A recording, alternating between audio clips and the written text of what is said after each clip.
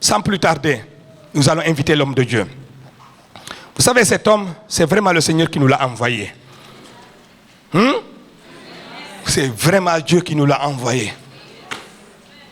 Et ceux qui étaient là au premier culte ne me démentiront pas. Dieu est en train de l'utiliser pour nous amener loin. Que ceux qui ont des oreilles entendent ce que l'Esprit dit à l'église. À l'église de Bethel particulièrement. J'ai l'habitude de vous dire, frères et sœurs, toutes les fois qu'un homme de Dieu se déplace, il transporte une grâce. C'est une grâce qu'il veut partager. Et cet homme, il est jeune, mais la valeur d'un homme ne dépend point du nombre de ses années. Il a dit quelque chose que j'ai retenu. Depuis qu'un jour il écoutait un homme de Dieu prêcher, le Saint-Esprit lui dit, enlève ta montre et donne-le lui. Il a obéi au Saint-Esprit. Depuis lors, tout lui arrive prématurément. Même la grâce de Dieu. J'ai retenu cela, j'ai capté cela parce que c'est un peu mon parcours. Très tôt, je me suis donné à l'œuvre de Dieu. Quand vous enlevez le nombre d'années que j'ai servi le Seigneur, plus de 25 ans de mon âge, il ne me reste pas grand chose, n'est-ce pas? Je n'ai pas eu de jeunesse, j'ai tout donné à Dieu. Il faut qu'ils pensent que vous pouvez vous livrer à toutes sortes de péchés, d'impudicité, et vers la fin de votre vie, maintenant le Seigneur va prendre le reste.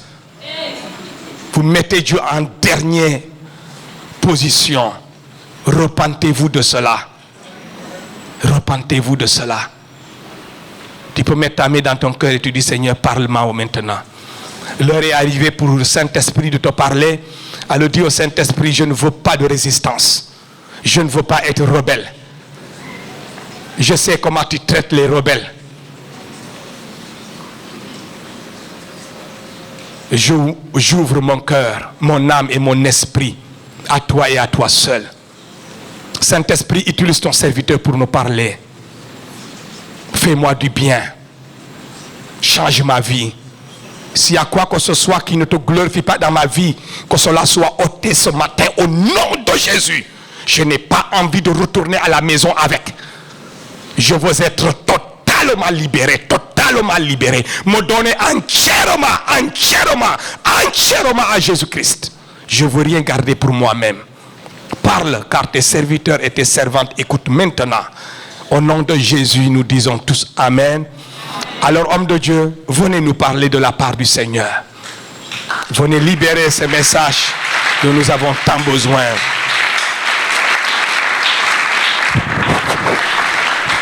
Ah, j'ai oublié de vous dire qu'il n'est pas seul. Son épouse est là, sa charmante épouse là, qui est à côté de ma charmante épouse. Est-ce que, madame, tu peux te mettre debout? La femme de l'apôtre. Voilà. Voilà.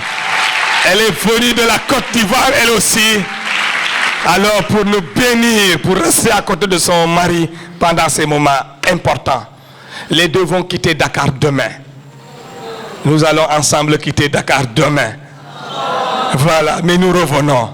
Nous partons à Abidjan. Voilà, quand je dis nous revenons, parce que moi je reviens, mais eux aussi ils vont revenir. Hein? Peut-être pas quand je reviens, mais ils reviendront un jour. Ça c'est sûr. Qui voudrait qu'ils reviennent encore? Donc priez pour nous. Demain nous allons à Abidjan ensemble.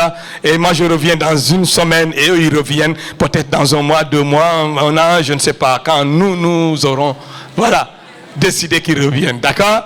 Sinon l'apôtre est tout à fait prêt. Que Dieu te bénisse, l'apôtre. Nous sommes fiers de toi. Que Dieu vous bénisse richement. Est-ce qu'on peut acclamer le Seigneur, s'il vous plaît?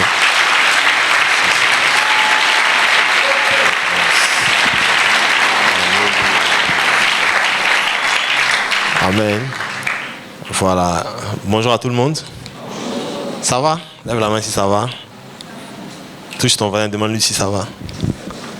Vous savez, j'ai passé une semaine extraordinaire et je voudrais bénir Dieu pour l'occasion. C'est la première fois que je viens au Sénégal et il y a des choses que vous n'oubliez pas.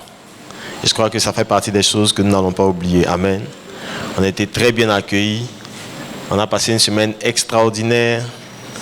Et je disais ce matin, vous savez, parfois, l'habitude est un mauvais défaut. Quand vous êtes habitué à quelque chose, vous en perdez la valeur. C'est pour ça que la Bible dit que Dieu est un Dieu qui se renouvelle chaque matin.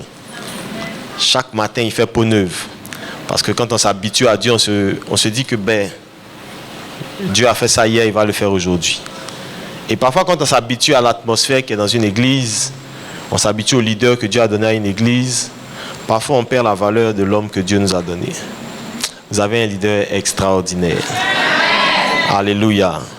Ton amen montre que ce que je dis est vrai.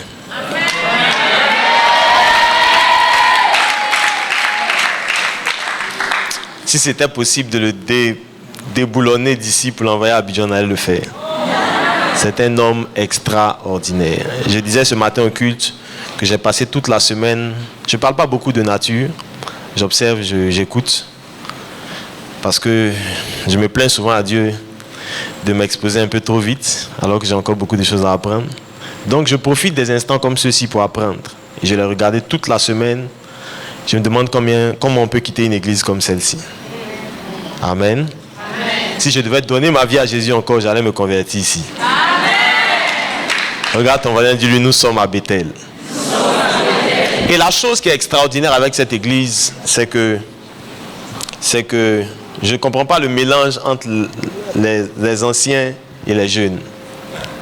Comment est-ce qu'on fait pour avoir une église qui n'est ni vieille, ni jeune? Waouh! Est-ce qu'on peut acclamer Dieu pour cette assemblée? Amen.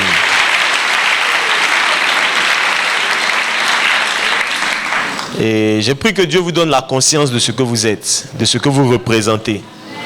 Vous n'êtes pas une église comme les autres. Vous avez une couleur spéciale.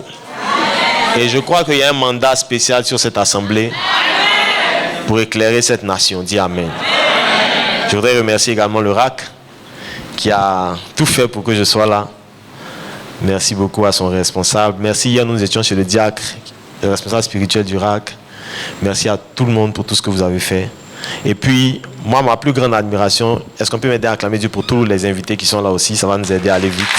Merci à tout le monde. Voilà, permettez-moi, je m'en vais demain. Donc, permettez-moi la civilité. Je voudrais bénir Dieu pour toute la semaine que j'ai passée aussi avec Papa Ogi Mwamba. C'est un homme que j'aime. Je lui ai dit qu'il faut que tu viennes à Abidjan en 2020. Il a déjà pris son billet. Amen. C'est un homme extraordinaire. Est-ce qu'on peut acclamer Dieu pour Papa Ogi? Merci beaucoup.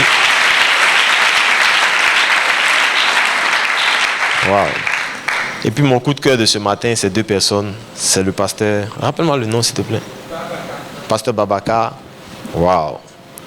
Vous savez, en plus de l'église, je dirige, on a créé l'année dernière une organisation missionnaire, mais pour l'instant qui a son siège en Europe.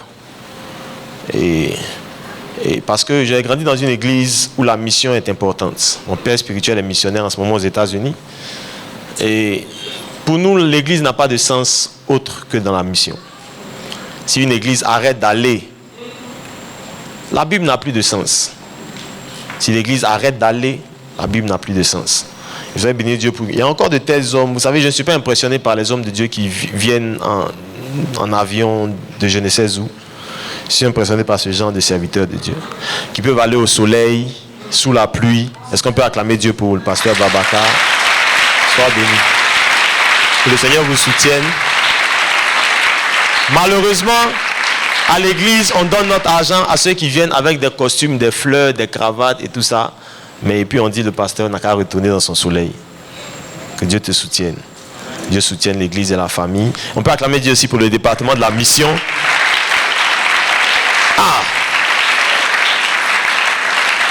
Je crois que je vais vous emprunter un peu. On va aller à Abidjan un peu. À trop de villages où on n'est pas encore rentré. Que Dieu vous bénisse pour le travail que vous faites. J'ai remarqué que vous êtes très jeune. Mais pas plus jeune que moi. Et que vous faites ça. Que Dieu vous bénisse. Que Dieu vous bénisse abondamment. Merci de soutenir la vision de l'église. Et puis, acclame Dieu pour toi-même. On peut aller dans la parole de Dieu. Amen.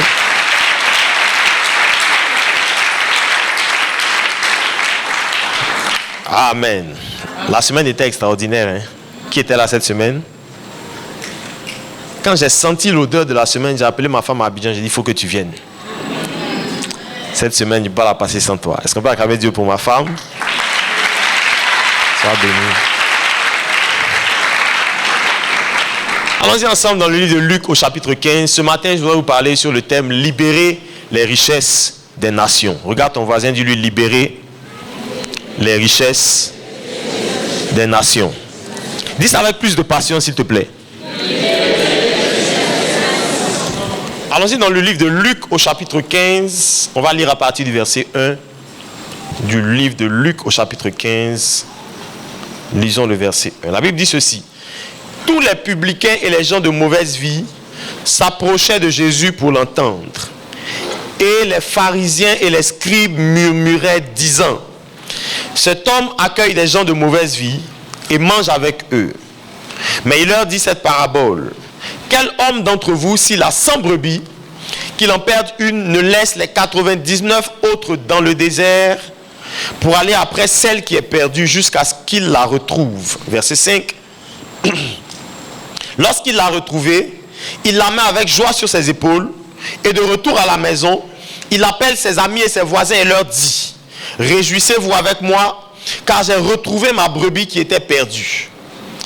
De même, je vous le dis, il y aura plus de joie dans le ciel pour un seul pécheur qui se répand que pour 99 justes qui n'ont pas besoin de repentance. Parole du Seigneur, dit Amen. Amen. Écoutez-moi bien. Vous savez, ce passage du livre de Luc est un passage important parce que c'est un passage qui nous permet d'entrer dans la pensée de Dieu, dans le cœur, j'ai envie de dire plutôt dans le battement du cœur de Dieu. C'est un passage qui est, je pense, l'un des plus importants dans les évangiles. Il nous permet d'entrer dans la façon dont le mécanisme de Dieu fonctionne. Vous savez, quand vous voulez connaître un homme, parfois il faut regarder les actes ou les réactions de certaines que cet homme a face à certaines situations. Si vous prenez deux hommes nés dans une même maison, grandis avec les mêmes parents, et que vous leur présentez deux situations similaires, la réaction de l'un sera différente de la réaction de l'autre. Et à la réaction de chacun, on pourra déterminer donc quel est le caractère, quelles sont les passions, quelles sont les choses qui font bouger l'un et ne font pas bouger l'autre. C'est pour ça, comme ça, par exemple, que quand vous entrez à l'église, certains sont sensibles au fait qu'à l'église, on chante bien. Certains sont moins sensibles au fait qu'à l'église, on ne chante pas bien. Peu importe si vous mettez des casseroles que vous tapez, pour eux, il y a des gens, pour eux, c'est l'église, c'est l'église. Mais il y a des gens qui viennent montrer, on tape les casseroles, on se dit, on ne peut pas chanter comme ça dans une église. Parce que, autant que nous sommes, chacun de nous est sensible à une chose et moins sensible à une autre. Et dans le livre de Luc au chapitre 15, on peut bien voir la réaction du berger montrer comment ou à quoi est-ce que Dieu est sensible. Est-ce que vous me suivez bien? Vous me suivez bien? La Bible raconte l'histoire donc d'un monsieur qui a 100 brebis et qui traverse le désert. Une de ces 100 brebis s'égare et la Bible précise qu'il laisse les 99 autres dans le désert. Tout le monde dit dans le désert? Il les abandonne là dans le désert et il va après la seule brebis qui s'est égarée. Et la Bible précise qu'il la retrouve, il la met sur son épaule, il revient avec joie. Retrouver les 99 autres, il reconstitue son troupeau et on précise au dernier verset 7, on dit qu'il a plus de joie d'ailleurs. Quand un seul pécheur revient à Christ plutôt que quand il y a 99 autres justes déjà qui n'ont plus besoin de repentance. Ça veut dire qu'en fait ce verset nous montre bien que dans le cœur de Dieu, aller chercher les gens qui sont perdus est une priorité. Vous êtes avec moi? Les non-dits de ce verset, on va les traiter tout à l'heure, c'est que pour aller chercher la brebis perdue, il y a des risques. Et le berger décide de braver les risques pour aller rechercher la seule qui est perdue, plutôt que de conserver 99. Beaucoup d'entre nous auraient fait le choix de garder 99 au risque de perdre tous les 99 à cause d'une seule. Donc, certainement que tu aurais dit, si une seule brebis s'est égarée, autant qu'elle s'égare que je garde les 99, plutôt que de courir après la seule brebis et perdre ou avoir le risque de perdre les 99 autres. Mais on voit bien dans le cœur, vous savez, quand vous avez quelque chose à cœur, vous ne mesurez plus les risques, les pertes, les sacrifices que ça engage. Est-ce que vous êtes avec moi? Et on peut bien voir les intentions qui sont dans le cœur de Dieu en lisant ce chapitre 15. C'est le premier verset du chapitre 15. Vous savez, quand Dieu a fait le monde, tu as là, claque le doigt comme ça. Quand Dieu a fait le monde, Dieu fait toujours tout pour un but. Le livre de Proverbes au chapitre 16 précise que tout ce que Dieu a fait, il l'a fait pour un but. Même le méchant pour le jour du malheur. Ça veut dire que Dieu n'est pas un Dieu qui improvise. Dieu est un Dieu qui planifie. Dieu n'est pas un Dieu qui réagit. Dieu est un Dieu qui agit. Ça veut dire que quand Dieu fait une chose, il l'a fait en pensant à une autre après. Et quand Dieu a fait le monde, en lisant le livre de la Genèse, vous allez voir, vous pouvez observer que Dieu a commencé par faire le monde en faisant les ressources qui sont dans le monde avant de faire celui qui allait administrer les ressources. Je vous ai dit le premier jour de ce séminaire, le mercredi, que la richesse, c'est l'administration des ressources divines. Et Dieu on peut pas mettre un administrateur s'il n'y a rien à administrer. Et donc Dieu a fait Genèse chapitre 1, chapitre 2, 3, 4 et 5. Dieu va faire... Qu'est-ce que je raconte? Genèse chapitre 1, les versets 1 jusqu'au verset 26 par là. Dieu va faire les ressources qui sont dans l'univers. Et à partir du verset 26, 27 et 28, Dieu va faire l'homme pour administrer les ressources. Ça veut dire que dans la tension divine, les ressources que Dieu a placées dans le monde devaient servir à Adam pour le mandat que Dieu allait donner à Adam. Vous êtes avec moi? Il dit donc, quand tu le places dans le jardin, il dit cultive le jardin et garde-le. Et sers-toi donc des ressources que j'ai mis dans le jardin pour accomplir la mission ou le mandat que je vais te donner. Ça veut dire qu'en fait, il n'y a pas de mandat efficace s'il n'y a pas de ressources suffisantes.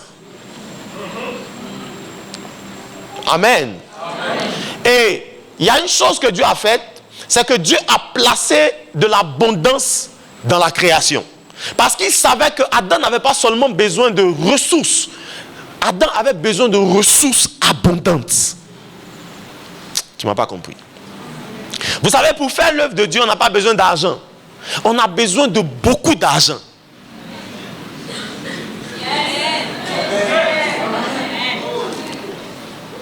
Et l'une des choses contre laquelle je suis et que le diable a inoculé à l'église comme un vaccin, c'est que nos églises, il y a quelques années, il y a des églises où on a même fait vœu de pauvreté.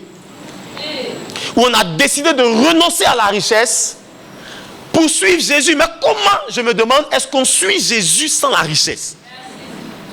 Comment est-ce qu'on sert Dieu efficacement si on renonce à la richesse? Comment?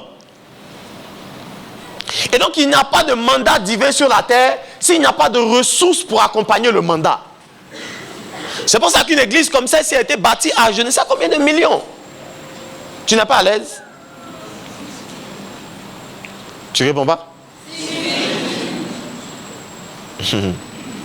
Mais tu veux qu'on ajoute quoi? Dis, on va ajouter. Tu veux qu'on ajoute quoi? Mais écoutez, certaines églises font culte sous des pailles, par exemple. Vous pensez que c'est parce qu'ils veulent? Vous pensez qu'une église qui prie sous une tente, c'est parce qu'elle veut? C'est parce qu'elle ne peut pas. Il y a des églises où quand il pleut, les gens sont sous la pluie. Vous pensez que c'est parce qu'ils veulent? C'est parce que pour la plupart des cas, ils ne peuvent pas. Et il y a des églises qui auraient voulu évangéliser une ville, un quartier, aller en mission dans tel pays. Vous pensez que c'est parce qu'ils ne veulent pas? C'est parce qu'ils ne peuvent pas. Et on ne peut pas être efficace dans le mandat divin si on n'a pas les ressources divines avec nous. Je vous ai dit au départ que Dieu a créé au départ la richesse pour que ce soit l'homme qui l'administre pour atteindre ses objectifs. Comme Dieu savait exactement ce qu'il allait demander comme mandat à Adam, il a placé les richesses pour qu'Adam n'ait plus besoin de lui demander. Et qu'Adam utilise les richesses divines pour atteindre les objectifs divins que Dieu allait mettre dans le cœur d'Adam.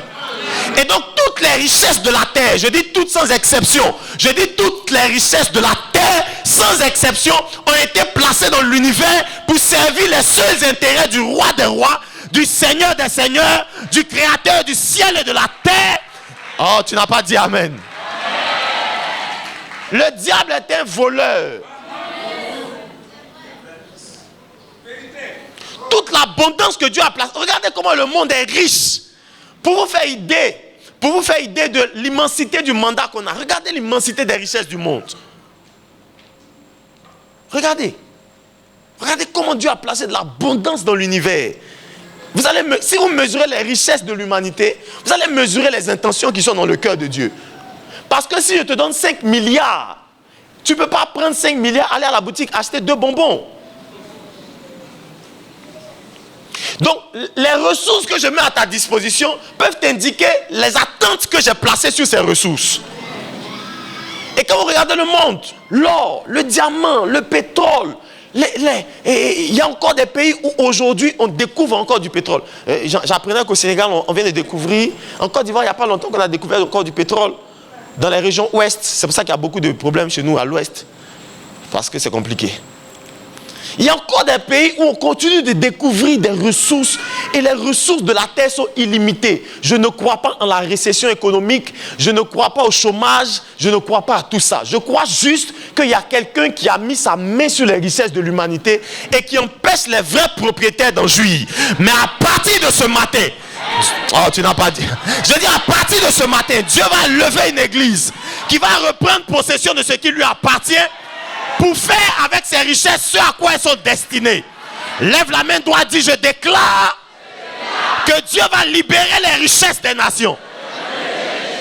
Je te donnerai des trésors cachés et des richesses enfouies. Il dit: je précipiterai les brebis de Nébajoth. Je te donnerai des terres que tu n'as pas plantées, des champs que tu... Écoutez-moi bien. Dieu ne veut pas juste te donner de l'argent pour manger. Dieu veut te donner suffisamment d'argent pour que l'église aille jusqu'au pôle Nord. L'église est la force de Dieu sur la terre. Que peut faire Dieu si l'église n'est pas? La Bible dit dans Thessaloniciens que le mystère de l'iniquité agit déjà. Mais ce qui la retient, c'est la présence de l'église sur la terre. Ça veut dire que là où il y a l'église, il y a la main de Dieu pour opérer des miracles, pour changer des vies. Oh. Et nous avons intérêt, nous en tant qu'église, d'amener l'église là où l'église n'est pas encore allée. Le tout, c'est pas juste d'envoyer des chrétiens. L'église n'est pas... L'église, c'est une institution. Vous savez, Dieu est le chef d'un gouvernement. Et dans les choses étatiques, on ne peut pas faire certaines choses, débloquer certains fonds s'il n'y a pas un processus légal. C'est pour ça que Dieu a implanté l'église sur la terre. Parce que l'église est une institution légale du royaume de Dieu sur terre. Et il y a des endroits où Dieu ne peut pas opérer. Pourquoi? Parce qu'il n'a pas d'institution légale. Écoutez-moi. Écoutez-moi. Il y a des Ivoiriens ici, il y a des Gabonais, il y a des Togolais, il y a tout. Ici, là, il y a tout. Hey.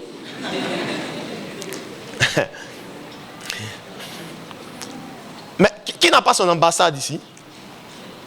C'est quel pays? C'est quoi? L'Angola. Centrafrique aussi? Pas encore, mais comment vous faites?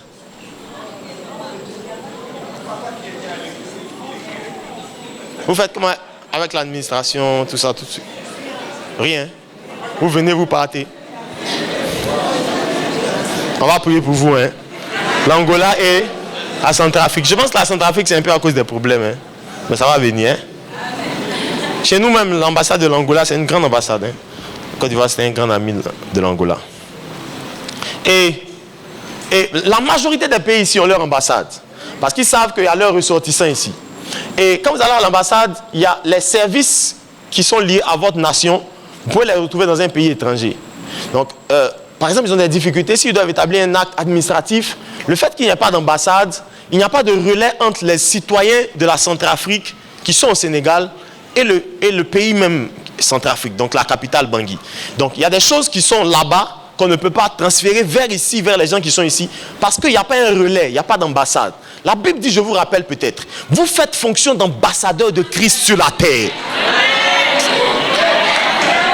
L'église est une ambassade pour relayer les choses du ciel sur la terre. Il y a des musulmans au nord qui ne connaissent pas Christ, qui souffrent et qui meurent dans leur maladie. Mais quand Dieu va emmener l'église, les goitres vont disparaître. Le sida va disparaître. Parce que Dieu pourra trouver un relais pour descendre la guérison divine vers des hommes. Et c'est pour ça que c'est impératif que l'église fasse croître l'église. Et on ne peut pas le faire si on n'arrive pas à ce que je vais vous présenter ce matin. Regardez, il y a 3 partenaires dans la mission. Il y a 3 choses. La première chose, c'est que le premier partenaire de la mission, c'est celui qui prie. On ne peut pas avoir de mission s'il n'y a pas de prière. Si on ne prépare pas les terrains missionnaires dans la prière, on ne peut pas avoir de mission. Ça veut dire que parfois quand on parle de mission, on pense au département de la mission. On se dit c'est eux qui vont en mission. Ils dorment sous les tentes, ils dorment au soleil, ils mangent ceci, ils mangent cela, ils parlent la langue des gens. On se dit c'est eux les missionnaires. C'est pas comme ça qu'on pense. On se dit c'est eux les missionnaires. Donc on commence à parler de mission. Aujourd'hui même on dit c'est le cul de la mission. Certains vont dire bon, c'est le cul du département de la mission. La mission concerne tout le monde. Mais ils ne sont que le bras actif de la mission. Il y a 3 partenaires dans la mission et toute l'église n'a pas de sens si elle n'est pas missionnaire. Parce qu'une église mon père spirituel me dit souvent qu'une église qui refuse la mission a démissionné. Donc toute l'église, tous les chrétiens sont des missionnaires. Mais chacun peut être missionnaire à 3 niveaux. Le premier niveau, c'est la prière. Quand vous ne pouvez pas aller en mission, vous devez d'abord être un instrument de prière pour la mission. Les chrétiens doivent arrêter juste de prier pour leurs besoins de nourriture, de vêtements, juste parce que tu veux changer d'habit au prochain culte. Donc rapidement, entre les 2 cultes, tu vas à la maison, comme tu as 5 minutes, tu te changes un peu. Quand on te demande, tu dis j'ai transpiré, tu pries beaucoup pour te changer, montrer aux gens que toi aussi tu t'habilles bien, tout ça. Laisse tout ça. Il y a des choses plus importantes. Les chrétiens doivent apprendre à prier aussi pour les territoires qui ne sont pas encore sauvés, pour les régions de ce pays qui n'ont pas encore Jésus. Il y a même des quartiers ici qui sont des blocs où c'est difficile d'emmener l'évangile, de bâtir des églises. La mission commence dans la prière. La prière couvre l'atmosphère dont la mission a besoin, prépare le terrain, relâche les anges, relâche la main de Dieu, prépare les maisons, prépare les cœurs, prépare la parole de Dieu qu'on va envoyer, de sorte à ce que quand les missionnaires arrivent en mission, ils arrivent sur un terrain préparé par la prière. Est-ce que vous savez que lorsqu'Israël sortait de leur territoire, la Bible dit que Abraham, je ne me trompe pas, j'espère. La Bible dit, Abraham dit, il pria pour que Dieu envoie son ange marcher devant Israël dans tout le désert. Vous avez déjà lu ça? Abraham ou Moïse, je ne sais plus, dans Exode. Moïse? Merci, on a trop de passages dans la tête. Il dit, je prie que Dieu envoie mon ange marcher devant vous dans le désert. Est-ce que vous savez comment est-ce que j'ai vu l'effet de la prière de Moïse? C'est lorsque Josué, Caleb et les autres arrivent en terre promise, comme espions. La Bible dit qu'ils vont arriver comme espions dans un territoire hostile. Quand ils arrivent, ils tombent sur une dame qui s'appelle Rahab. Vous pensez que c'est le hasard? Ce n'est pas le hasard. C'est le résultat de la prière de quelqu'un qui a fait que l'ange qui les a dévancés, dans le pays a préparé le cœur de quelqu'un et a ouvert la porte de sa maison. De sorte que même si on veut les tuer là-bas, ils vont trouver une maison refuge. Parce que quelqu'un a prié avant que les missionnaires n'arrivent. Amen. Et donc tu peux rester à Bethel et puis aller en mission de prière. Mission de prière contre les esprits qui travaillent dans telle région, contre les esprits qui travaillent dans telle région. Et si tu ne portes pas le fardeau de la mission, vous savez, quand tu t'intéresses pas à quelque chose qui intéresse quelqu'un, la personne risque de ne pas s'intéresser à ce qui t'intéresse aussi. Le problème de beaucoup de chrétiens, c'est qu'ils ne s'intéressent pas. Dieu, son cœur bat pour la mission et les âmes perdues. Toi, ton cœur ne bat pas pour ça, ça ne te dit rien. Donc, quand tu demandes à Dieu tes propres besoins, il a envie de te demander, mais est-ce dont moi j'ai besoin? Le frère disait au premier culte que c'est la seule chose dont on dit que le ciel est en fête. Quand une âme revient.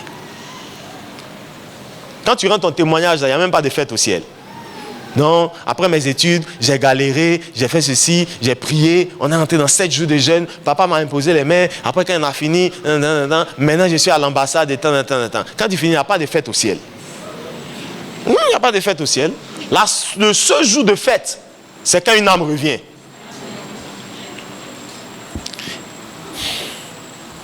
Amen. Premier partenaire, regarde au vin du lui, c'est celui qui prie. Si on trouve un homme qui peut prier et rester à Bethel, c'est comme si tu allais en mission. Amen. Et une église donc qui est une église missionnaire comme celle-ci, s'organise et doit communiquer. Dans ton cœur, tu dois recevoir le fardeau, ne serait-ce même que de la prière pour la mission. Peu importe quand tu prends des temps de prière, quand vous vous retrouvez ensemble, la jeunesse, etc., etc. Même un seul sujet de prière pour la mission, ne serait-ce qu'un seul. Portez le fardeau de la mission dans la prière. Quand vous priez, Dieu envoie des anges. Vous savez, la prière d'un homme, c'est bon. Mais la prière d'une église, la prière de l'église a délivré Pierre de la prison. La prière de l'église. Dieu a envoyé un ange dans la prison de Pierre. Qu'est-ce que Dieu ne peut pas faire? Quel territoire est impénétrable? Quel cœur est inflexible à Dieu? Quel? Le problème de la mission parfois, c'est qu'il n'y a pas des gens qui prient et qui soutiennent dans la prière. Regarde ton mari, dis-lui, tu peux aller en mission aussi. En priant. Toi, tu es dans la mission spirituelle. Toi, tu es dans les airs. Tu restes ici, mais tu vas là-bas. Amen. Le deuxième partenaire de la mission, ça c'est sur ça que je vais prendre beaucoup de temps, c'est celui qui donne de l'argent, ou qui finance, ou qui pourvoit aux moyens logistiques que la mission nécessite. Donc, il y a celui qui prie, il y a celui qui donne. Amen. Celui qui donne son argent, celui qui donne ses moyens, celui qui facilite avec ses contacts, etc., etc. C'est la deuxième ou le deuxième partenaire de la mission. Et je crois que ça fait partie des choses les plus importantes. Amen. Ça fait vraiment partie des choses les plus importantes. Est-ce qu'on peut lire ensemble rapidement? Je vais vous montrer rapidement dans un verset.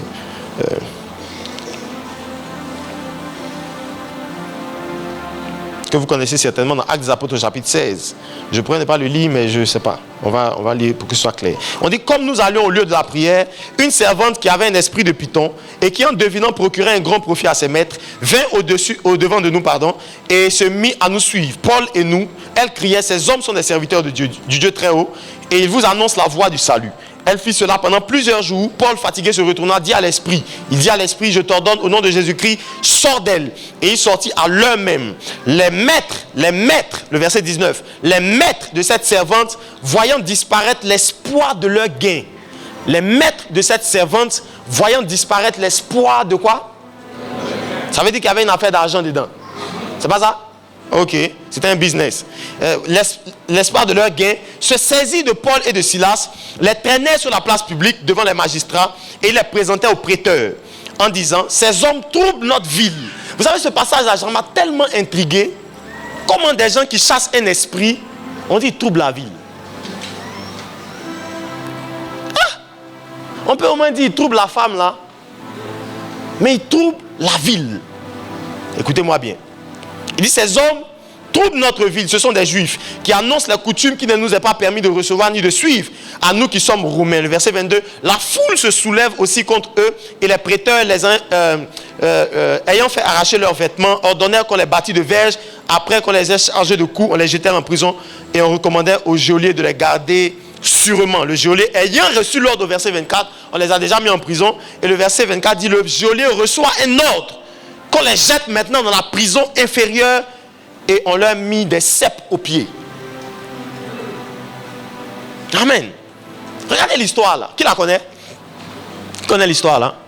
Lève bien la main, lève bien la main, lève bien la main. Je connais un pasteur qui dit que quand tu poses la question qui a déjà lu ça à l'église, c'est comme quand il pleut. Quand il pleut, tout le monde, tu peux même pisser sur toi. Comme tout le monde est mouillé, on ne saura pas qui a pissé.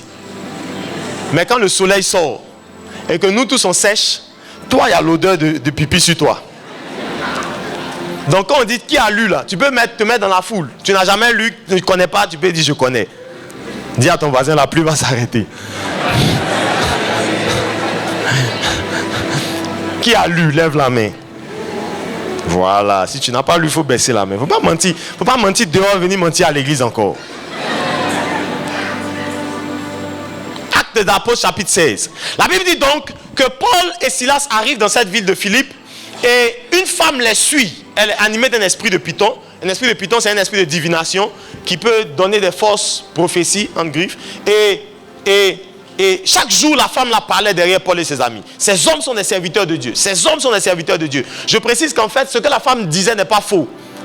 Ils étaient effectivement serviteurs de Dieu. Ça veut dire qu'un esprit de python n'est pas un esprit qui dit des fausses choses au sens littéral ou véridique. On peut te dire exactement comment tu t'appelles, comment ceci. Ça veut dire qu'en fait, on ne reconnaît pas un esprit de divination par la véracité des propos, mais par l'intention qui est derrière la véracité des propos. En fait, quand la femme disait la vérité, elle avait une intention. L'intention de cette femme, c'était d'entrer dans le cercle de Paul et de pouvoir faire le travail à l'intérieur. Donc, elle était à niveau de mauvaises intentions, mais elle disait la vérité en griffe. Et la Bible dit que fatigué, Paul se retourne et il chasse l'esprit qu'il y a dans cette femme. Quand il chasse l'esprit, la Bible dit que les maîtres, alors, donc cette femme avait des maîtres, elle a des maîtres qui se plaignent.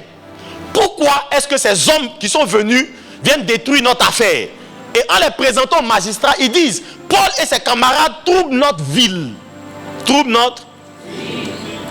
Ça veut dire que le travail que la femme là faisait, travaillait pour toute la ville. On appelle ça un système. Je vais vous expliquer ça bien. En fait, cette femme, la Bible dit que quand elle prophétisait, elle procurait du gain à ses maîtres. Donc il y a des gens qui sont dans l'ombre et puis on l'envoie chez toi à la maison. Ah, hier nuit, j'ai vu qu'il y a des serpents qui sont tombés dans ta maison. Je connais un monsieur à qui on a dit, j'ai eu un rêve, ton frère, ta femme et toi, vous êtes morts dans un accident de voiture. Et le monsieur a commencé à trembler. Il était directeur dans une entreprise à Abidjan. Et il dit, mais homme de Dieu, qu'est-ce qu'on doit faire? Il dit, il faut que vous payiez une offrande de rachat. Sinon, vous allez mourir. Il dit, mais moi, je ne connais pas la Bible. C'est pour ça, quand vous êtes riche, vous ne connaissez pas la Bible, vous êtes en danger. Même vous êtes seulement devenir riche. Il dit, moi, je ne connais pas, qu'est-ce qu'on fait? Il dit, vous allez aller à la maison, vous allez calculer le prix de vos funérailles. C'est-à-dire que si vous deviez mourir, comment vous auriez voulu qu'on vous enterre? Il sait qu'il est riche, c'est un directeur. Il ne veut pas qu'on l'enterre comme n'importe qui. Il dit, calcule-toi, ta femme et ton frère, le prix de vos funérailles. Faites ça comme une offrande pour acheter votre âme.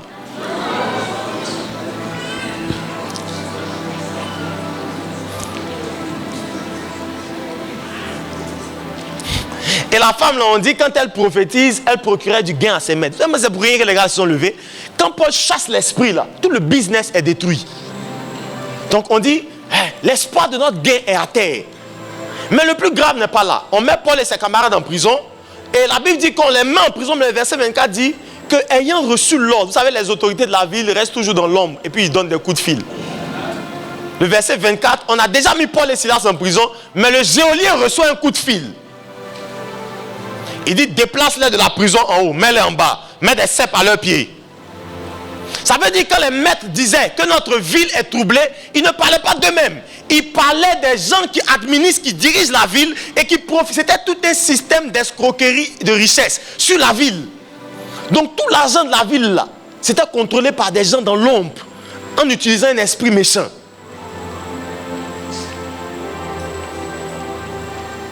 Vous comprenez? Et le diable avait mis donc les mains sur les richesses de la ville de Philippe. Et c'était impossible. Vous savez, certaines villes ne prospèrent pas, où l'évangile ne prospère pas, juste parce que le diable a contrôlé les richesses de la ville. Toute la ville est sous contrôle. Toute la nation est sous contrôle. Et on ne peut pas faire prospérer la mission si on ne libère pas les richesses qui sont dans une ville, dans un pays, dans un quartier ou dans un continent.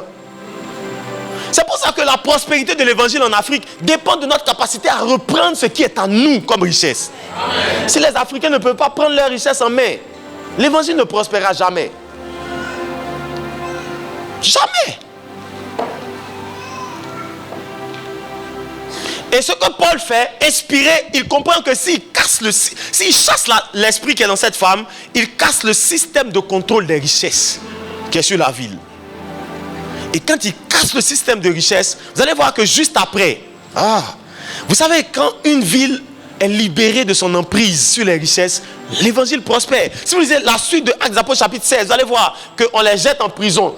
Vous savez que pourquoi Paul et Silas chantaient en prison? C'est pas à cause de louanges, quand tu loues Dieu, les murs, le ciel descend, c'est pas ça. Paul savait qu'il avait fini le travail. C'est pour ça qu'il chantait en prison. Il sait que la ville est libérée. Si le système de richesse est débloqué, maintenant, on est en prison, mais on chante. Il dit, la prison, ce n'est que passager. Tôt ou tard, comme la ville est libérée, tôt ou tard, on va sortir. Donc, ils chantaient parce qu'ils étaient sûrs. Sûrs que le travail est terminé. Donc on les met en prison, tout le monde se demande, j'ai sorti d'ici quand, tu vois les deux, ils tapent, ils jouent du mbalax en prison. On dit, mais qu'est-ce qui se passe les deux là? Ils sont fous ou quoi? Dans leur tête, ils savaient que la ville venait d'être libérée de son emprise et que le salut de la ville de Philippe n'était pas loin. Un ange arrive dans la prison où ils sont, pendant qu'ils chantent, au milieu de la nuit. Il fait trembler la prison, il ouvre la prison et regardez, c'est le geôlier qui est devant la prison qui tombe à la renverse. Il dit, waouh, je n'ai jamais vu ce que je viens de voir. Et il leur pose la question, qu'est-ce que je dois faire pour être sauvé? Il dit, bon attends, allons chez toi à la maison. Ils vont aller chez lui à la maison. Et la Bible dit, arrivé chez le geôlier à la maison, quand il sort de prison, lui, sa famille vont être sauvés. La première église de maison de Philippe venait d'être créée. Paul savait pourquoi il chantait. Quand il regarde même le geôlier passer, il dit, regarde-moi ce gars-là. Il dit à Silas, augmente le volume. Donc, on n'a jamais pu percer la ville de Philippe avant. Pourquoi? Parce que la ville était sous contrôle de l'ennemi. La main de l'ennemi était sur les richesses. Et tant qu'on ne libère pas les richesses de ce pays, tant que vous n'allez pas prendre position là où les richesses circulent, on ne peut pas faire prospérer l'évangile. C'est pour ça que c'est prophétique ce qui se passe ici. Ces deux départements qui sont côte à côte, c'est prophétique.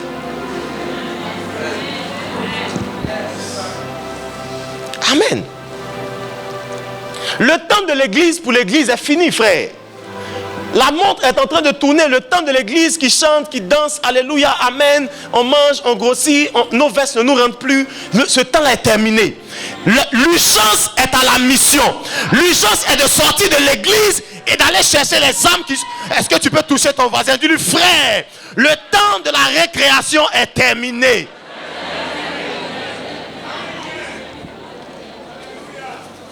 Et c'est à ça que... C'est pour ça que je suis à l'aise d'être ici. Hein. C'est à ça que j'ai donné ma vie, ma jeunesse. C'est à ça.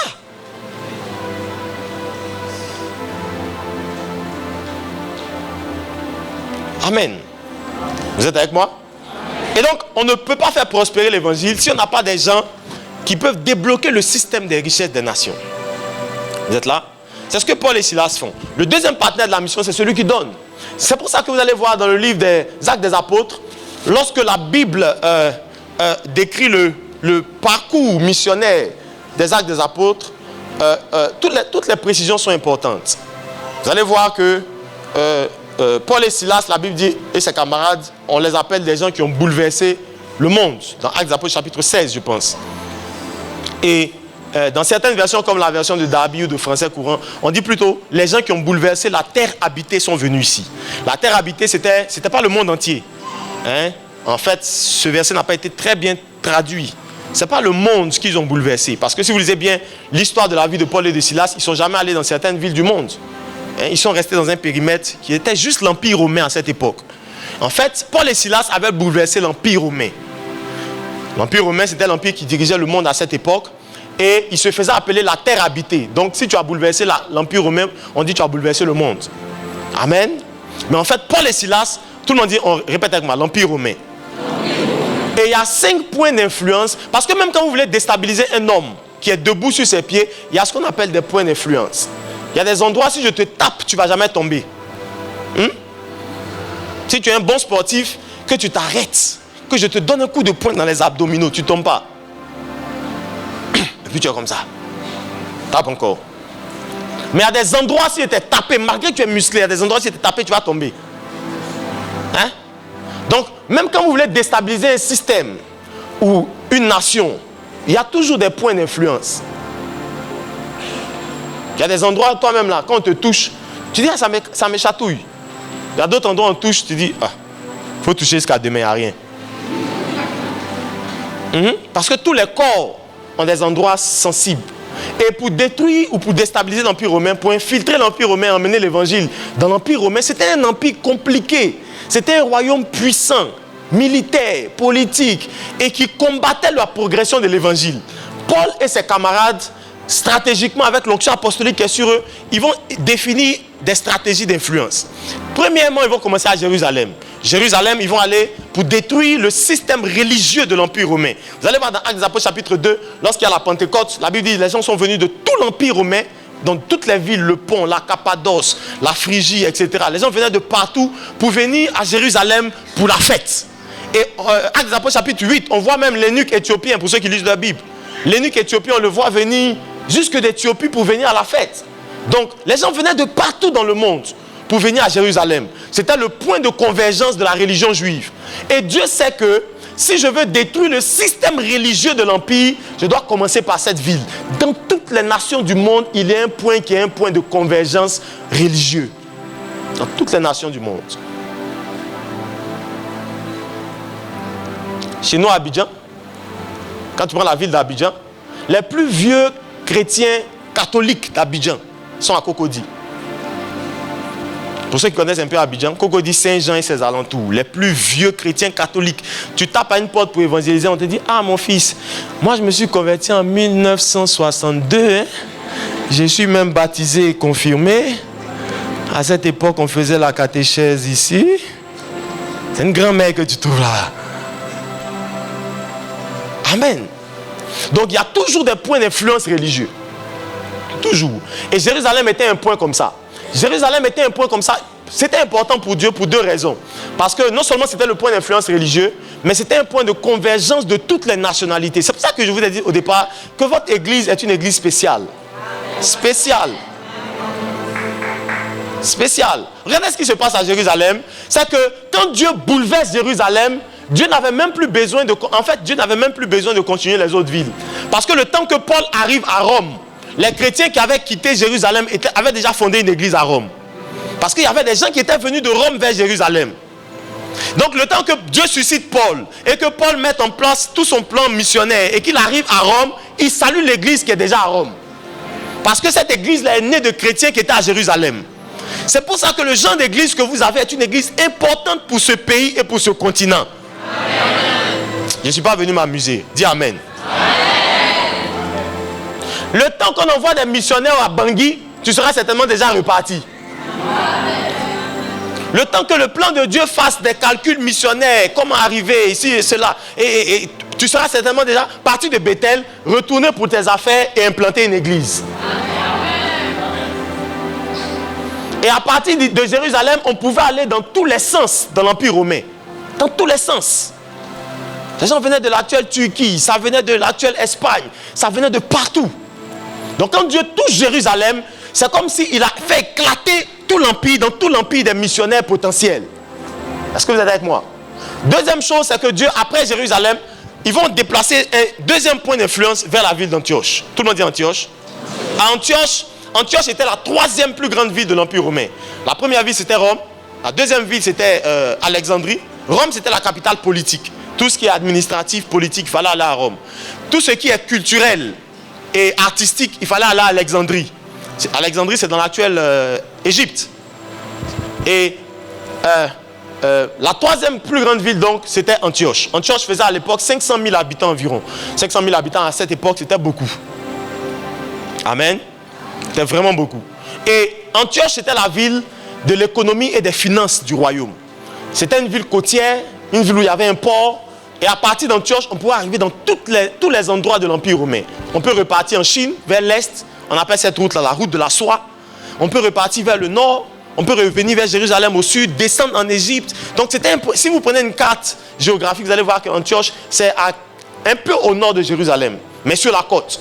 Donc, on n'a pas encore tourné vers l'Europe, mais on est à une position tellement stratégique qu'on peut aller partout dans le monde. Et à l'époque, il n'y avait pas d'avion. Donc, pour aller dans un endroit reculé, c'était le bateau. C'était une ville portuaire. Donc, l'argent passait par cette ville. Et Dieu savait. Si vous lisez bien vos Bibles, vous allez voir qu'il n'y a jamais eu de mission.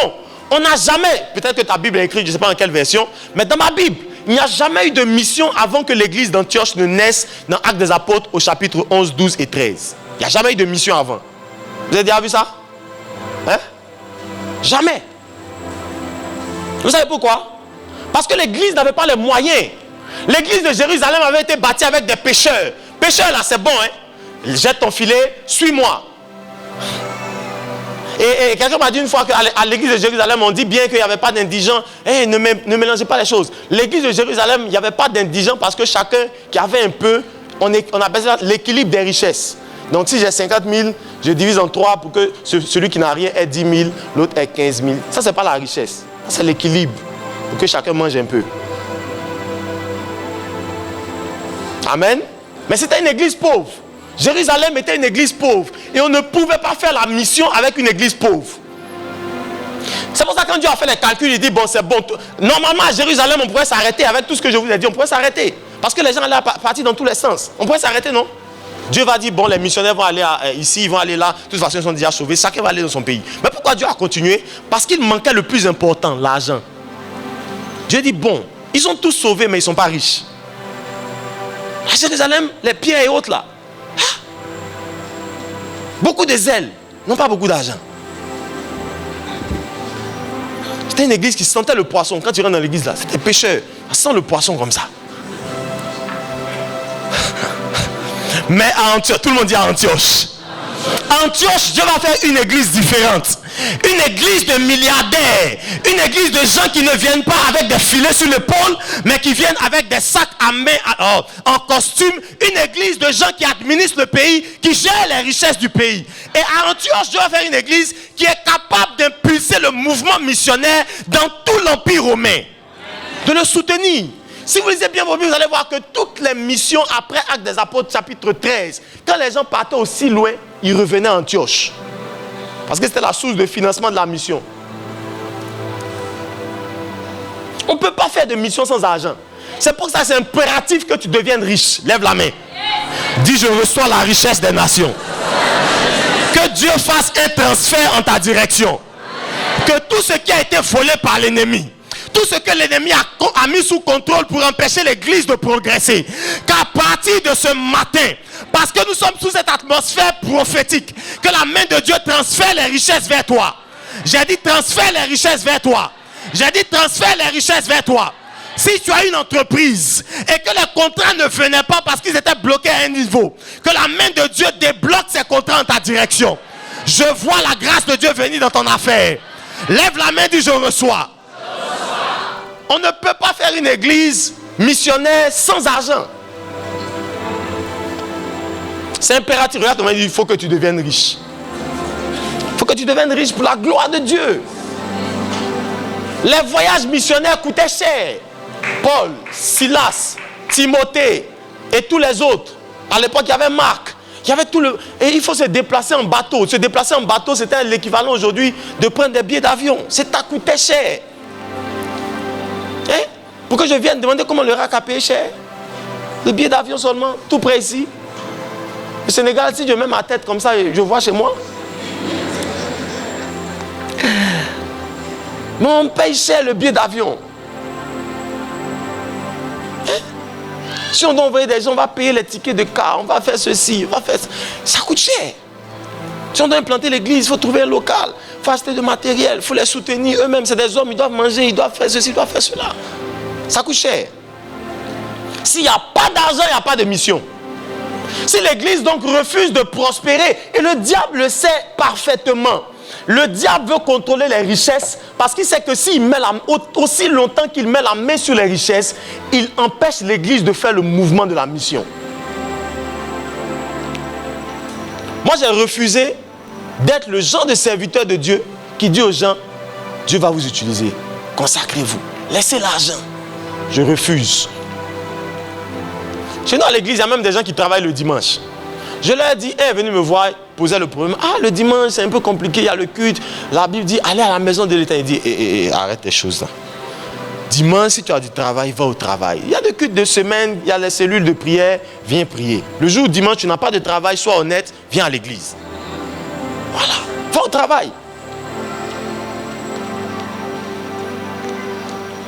C'est la religion qui fait qu'on veut compter nos têtes. Bon, nous à Bethel ici, on est 5000, donc aujourd'hui on était 4500. Les frères qui vont au travail, ça c'est la religion. Laissez des gens placés stratégiquement là où on décide à certains moments.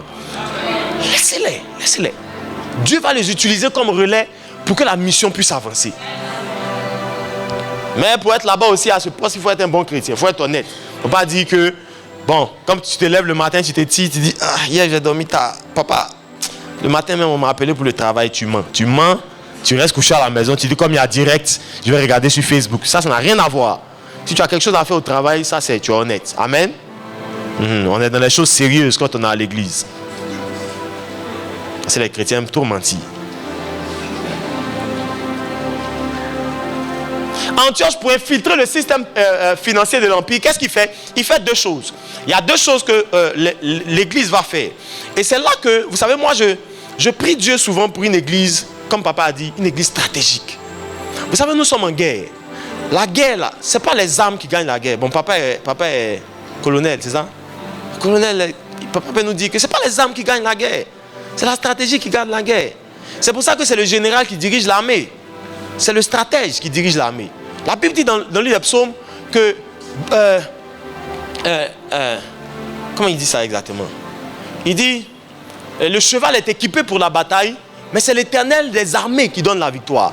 L'expression l'Éternel des armées veut dire celui, le général qui planifie la stratégie. C'est lui qui donne la victoire. Ce n'est pas les armes, le cheval qui est équipé qui donne la victoire. Souvent à l'église, on pense que pour gagner des territoires, il faut prier beaucoup, il faut jeûner beaucoup. Non, non, il faut beaucoup de stratégie. Vous êtes avec moi? Et pour infiltrer l'Empire romain et Antioche, ils ont utilisé une stratégie qui est à deux niveaux. À Antioche, ils ont mis des gens à des positions stratégiques. Parce qu'ils sont venus déjà trouver une administration financière établie, formelle. Il y a des gens qui dirigeaient tel poste, etc. Et première chose qu'ils ont fait, ils ont prié pour que Dieu positionne des gens qui sont déjà convertis. Deuxième chose qu'ils ont fait, ils ont préparé les futurs riches de la ville. J'ai lu un livre d'histoire sur la ville d'Antioche, où au bout de 15 ans de mission, bon, c'est un livre historique, hein, c'est encore à vérifier, mais le livre dit qu'au bout de 15 ans de mission, la ville d'Antioche était dirigée à plus de 80-70% par des chrétiens à des postes stratégiques. Et que Paul, Timothée et les autres ont préparé les jeunes. Quand ils sont arrivés, ils ont préparé les jeunes en identifiant les secteurs prospères. On dit, bon, à Antioche, comme on est une ville portuaire, il y a la pêche, il y a le fret, il y a la douane, il y a le transit. Dans ces secteurs-là, on va former des jeunes dès aujourd'hui. Dans 10 ans, aujourd'hui, il y a déjà un directeur. Mais dans 10 ans, on aura encore un besoin d'un nouveau directeur. S'il s'est formé aujourd'hui, dans 10 ans, il sera peut-être le prochain directeur. Et on a identifié ensuite les secteurs qui ne sont pas encore exploités aujourd'hui, mais qui sont des secteurs prometteurs. Au Sénégal, il y a des domaines d'activité qu'on n'a pas encore explorés, qui dans 10 ans, dans 15 ans, seront en train d'être explorés. On vient de découvrir du pétrole. Ça veut dire que dans plusieurs années, ou dans 2 ou 3 ans, il y aura des filières de pétrole dans les écoles. Parce qu'on aura besoin de services, on aura besoin de gens qui sont formés dans la matière. On n'aura pas suffisamment de moyens pour expatrier des gens à tout moment pour travailler dans le pétrole. Et on aura besoin de Sénégalais ou d'Africains ou d'Ivoiriens ou de ceux-ci qui sont ici et qui connaissent la matière. Donc une église qui prépare les jeunes gens pour dire, bon, tu viens d'avoir le bac, va dans le secteur de pétrole. Dans 15 ans, vous aurez les plus grands pétroliers du pays. L'argent du pétrole, moi-même je cherche. L'argent du pétrole. Demandez aux Arabes. C'est avec l'argent du pétrole qu'on souffre. Demandez à Dubaï. Comment on climatise les rues à cause de l'argent du pétrole. L'argent du pétrole, frère. Tout ce qu'on m'a dit, l'argent du pétrole.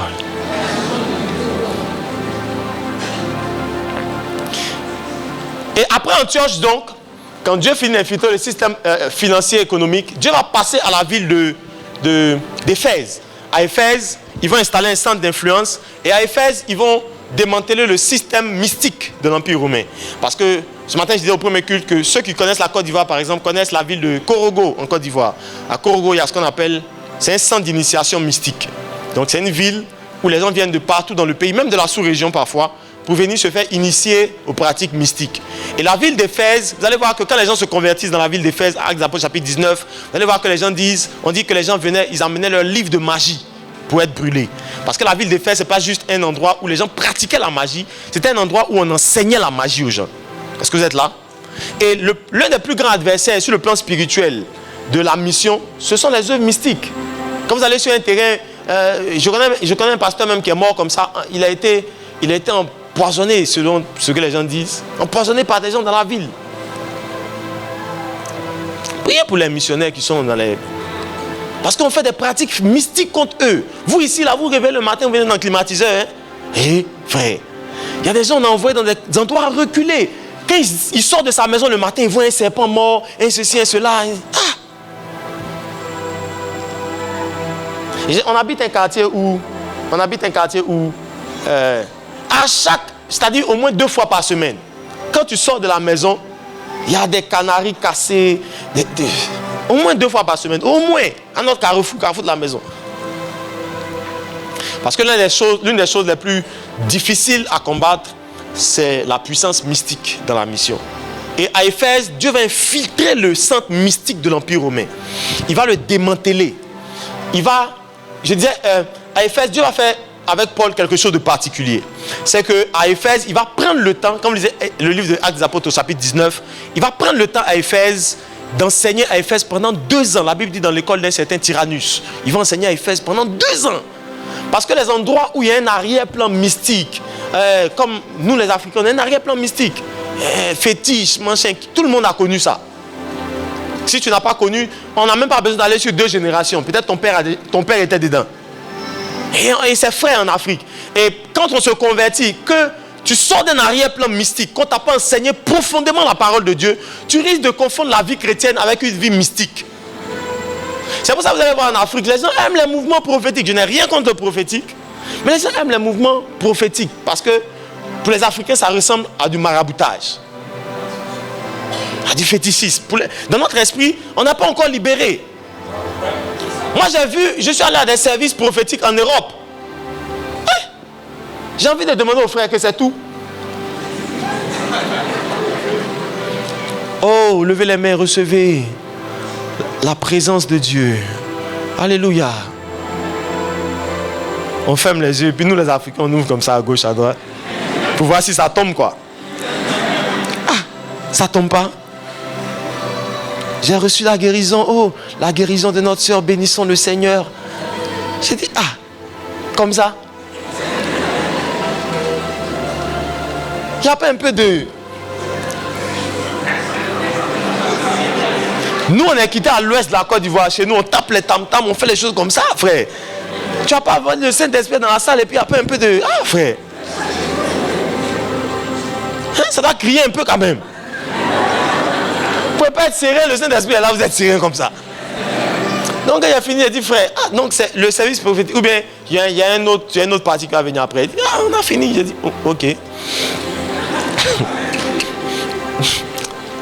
C'est l'arrière-plan mystique qui fait que si quelqu'un n'a pas tremblé, on dit que le Saint-Esprit ne l'a pas touché. Parce que chez nous-mêmes, avant le Saint-Esprit, on tremblait. Chez nous, les prêtresses, là, dans nous, nos traditions, les prêtresses, quand elles doivent donner une prophétie, elles tremblent comme ça. Elles vont trembler dans tous les sens. Donc, quelqu'un, quand il a une parole de connaissance, il a une parole de sagesse pour l'église, il a une prophétie pour l'église, elle va trembler d'abord comme ça. Non, non, non, non, non, non, non, non, non, non. Répentez-vous. Répentez-vous, répentez-vous. Il y a quoi? La Bible dit, Paul dit à l'église de Corinthe, si l'un d'entre vous a une prophétie et que l'autre en a aussi une autre, calmez-vous. Chacun parle tour à tour. Ça veut dire qu'on est lucide. Si on peut donner une prophétie tour à tour, ça veut dire qu'on ne trempe pas.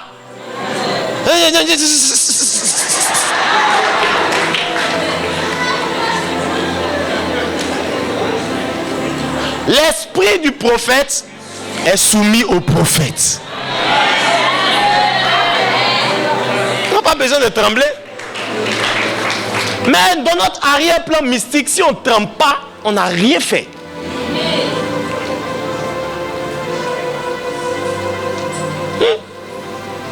Et c'est pour ça que Paul a fait 2 ans de sa vie à Éphèse. 2 ans, il a pris le temps, il dit, ces gars-là, des gars qui avaient des livres de magie, si on ne prend pas le temps de les enseigner, quand quelqu'un sort d'un ancien livre, si tu ne lui enseignes pas le nouveau livre, il va faire des dégâts. Il va faire des dégâts. Et l'église d'Afrique fait des dégâts. J'étais ici avant-hier quand j'ai vu sur internet une dame ghanéenne qui se fait louer. Elle a son bras elle a une malformation naturelle. Nigeria. Et elle se fait louer par des pasteurs de ville en ville pour faire croire que c'est un miracle. Alors que la malformation fait qu'elle peut rétracter le bras à l'intérieur et puis le faire sortir. Ça ne lui fait pas mal. Donc elle vient, quand elle arrive à la prière, elle est comme ça. Le pasteur prie, au fur et à mesure, elle fait sortir. Comme si c'est difficile. Malheureusement, chaque pasteur voulait se faire la publicité, donc chacun s'est filmé.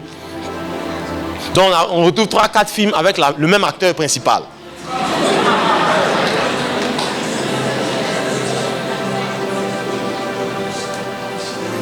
Ça, c'est l'Afrique. Vous croyez qu'il n'y a pas de prophète ailleurs? Vous croyez qu'ailleurs, les gens ne guérissent pas aussi? Mais ici, c'est l'arrière-plan mystique qui fait qu'on ne peut pas faire les choses tranquillement. On ne peut pas faire les choses tranquillement. Si tu fais trop tranquillement, on dit lui, il n'a pas trop ouin. Lui là, non, il n'est pas trop ouin. On dirait que si Dieu te donne une parole de connaissance, que tu ne dis pas d'abord, je retourne au village. Pourquoi tu veux aller au village? Dieu m'a dit ça. Et frère, voilà ce que Dieu me dit. Tu as besoin de dire aux gens que je retourne au village, je suis dans ton village en ce moment. Pourquoi tu veux mettre du cinéma autour? Mais nous, notre arrière-plan fait que quand tu rentres, tu fais Dieu dit, hé, recule. Je vois ta maman.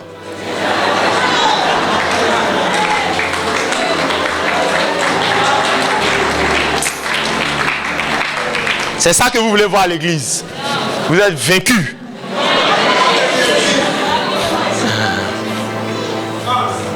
C'est pour ça que Paul a pris le temps à Éphèse. La Bible dit à Éphèse, il enseigne chaque jour pendant 2 ans. Est-ce que vous imaginez la charge de travail? Chaque jour, pendant 2 ans à l'école. Chaque jour. L'église, là, on a besoin de plus de temps d'enseignement même. On doit prendre du temps. Tu dois t'asseoir. Vous savez, s'asseoir pour écouter quelqu'un là, c'est quelque chose de... Il n'y a pas plus spirituel que ça. C'est pour ça que quand tu es né, tu ne savais pas parler. Tu ne savais pas c'est quoi la médecine. Papa, par exemple, tu as fait la banque, c'est ça? Tu as fait la banque? Tu fais la banque? Il ne savait pas c'est quoi la banque. Il y a 15 ans, 20 ans en arrière, avant que tu fasses la formation, tu ne savais pas c'est quoi. Hein? Quand tu as un travail, tu ne sais pas ce que c'était avant de faire la formation. Tu t'assois dans une salle, un monsieur se met devant toi pendant 5 ans. Quand tu sors, tu peux opérer quelqu'un. Tu comprends pas? Il n'y a pas plus spirituel que ça. C'est pour ça que tu prends quelqu'un qui ne sait rien du corps humain. Tu le fais faire 7 ans de médecine. Après 7 ans, il n'a pas touché de... Il n'a pas tremblé, il n'est pas tombé. Il s'est juste assis en amphi, écouté un professeur qui sait comment on fait. Il lui a expliqué. Détail après détail, jour après jour. Après 7 ans, on lui donne un corps, et puis lui aussi, il opère le corps, et puis le guérit. C'est pour ça que l'église de Jérusalem persévérait dans l'enseignement des apôtres. Oh. Oh. Dis à ton voisin, il faut persévérer dans l'enseignement. Maintenant, chrétien d'aujourd'hui, tu dis bon, c'est comme ça partout dans le monde. Hein. Si on dit bon, on a enseignement toute la semaine. Regardez même la semaine, mercredi, jeudi, vendredi, moi, il était là, c'était pas comme ça. Il y a plein qui n'étaient pas là. Tu trouvais un prétexte. Sauf ceux qui ont des excuses valables. Mais il y en a, en venant même, peut-être même son véhicule passe devant l'église et puis il regarde l'église. Oh, bon. Dimanche. Dimanche, je suis trop chargé. Demain, je dois me réveiller tôt. Vous savez quand nous, on se réveille? Nous, on ne se réveille pas tôt. Donc, c'est nous les paresseux. Mais les chrétiens d'aujourd'hui, regardez, il a pris le temps, il a enseigné. Il a enseigné à Éphèse 2 ans durant. Puis il les a laissés. On ne nous a pas suffisamment enseigné. Et c'est valable pour les chrétiens comme c'est valable pour même les serviteurs de Dieu parfois. On n'a pas suffisamment enseigné. Et même quand on finit de nous enseigner, nous-mêmes on ne s'enseigne pas suffisamment encore. On n'arrête jamais d'apprendre, de lire, de chercher, de savoir. On n'arrête jamais.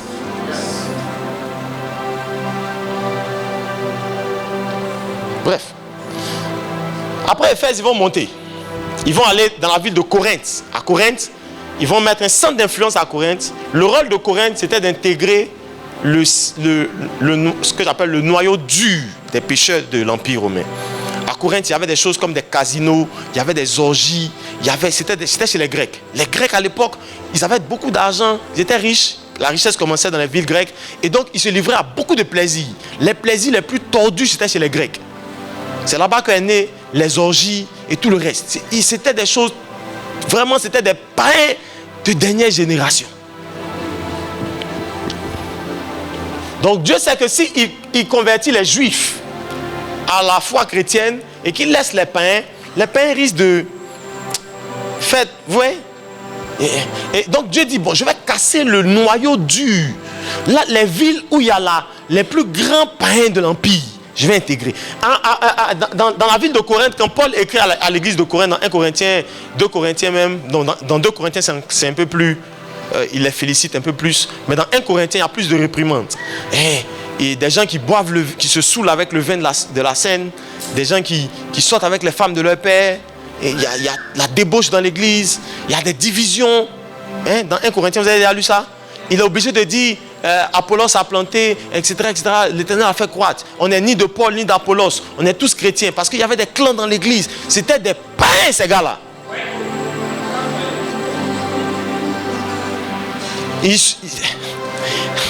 Oh. Et c'est ce que les apôtres vont faire à Corinthe. Ils vont intégrer le cœur des païens de l'Empire. Je disais souvent que moi je suis issu de la foi catholique. Moi j'ai été enfant de cœur. J'ai grandi comme enfant de cœur. Bon, j'avais toujours un petit problème avec certaines choses. Mais je me suis converti issu de la foi catholique. Donc quand on me parle de Jésus, quand on m'a parlé de Jésus, j'avais déjà entendu parler de Jésus. Pour beaucoup d'entre vous ici, c'est le cas, non? Même si tu n'étais pas catholique, mais pour beaucoup d'entre vous, le fait d'être en ville, à Dakar et tout ça, vous avez déjà entendu parler de Jésus. Mais tout à l'heure, quand on parlait du pasteur Babacar, il est dans une ville où les gens, quand on dit pasteur, on dit tu viens de l'Institut pasteur. C'est des docteurs qui sont venus nous piquer. Ils sont venus faire les vaccins. Est-ce que vous voyez? Est-ce que vous voyez un peu? Vous là, peut-être qu'avant de te convertir, tu connaissais déjà pasteur. Mais regardez le niveau des gens. Ils sont loin même de tout ce qui est concernant la foi. Et l'église doit arriver à percer ce genre d'environnement. Amen. Dernièrement, il va aller à Rome. Après Corinthe, ils vont aller à Rome. À Rome, ils vont filtrer le système politique de l'Empire romain. Parce que tout ce qui est politique, c'est décisionnel. L'organe décisionnel des nations est dans son appareil politique. Ça veut dire que, par exemple, si le président de la République dit que dans tel quartier de la ville, je ne veux pas qu'il y ait d'église parce que je veux faire ça, personne ne peut faire. Vous êtes là? Il a le pouvoir de mettre la main sur des décisions. Et parfois, l'église rate certaines choses parce qu'on est présent partout, sauf dans les instances décisionnelles d'un pays ou d'une ville, etc., etc. Et Paul avait compris que si on fait tout le reste et qu'on n'infiltre pas Rome, les gens vont voir les avancées et la percée qu'on a eue dans l'Empire, ils vont prendre des décisions à Rome. Et les décisions vont bloquer l'évolution de la mission. Donc après Corinthe, ils sautent, ils vont à Rome. Commencent à évangéliser. Vous allez voir le centenier romain. Dans certaines versions plus avancées, on dit que le centenier romain, c'était un des militaires les plus respectés de la ville. Parce que vous savez que Rome, c'était un empire très militaire. Donc c'était un des militaires les plus respectés de la ville. Celui qui se convertit là. On dit que c'était un des militaires qui dirigeait l'armée, comment ça s'appelle, la division qu'on appelait la cohorte. Il paraît que c'était l'une des plus réputées de la ville.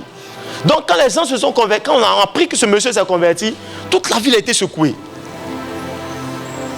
C'était un homme politique très important à l'époque.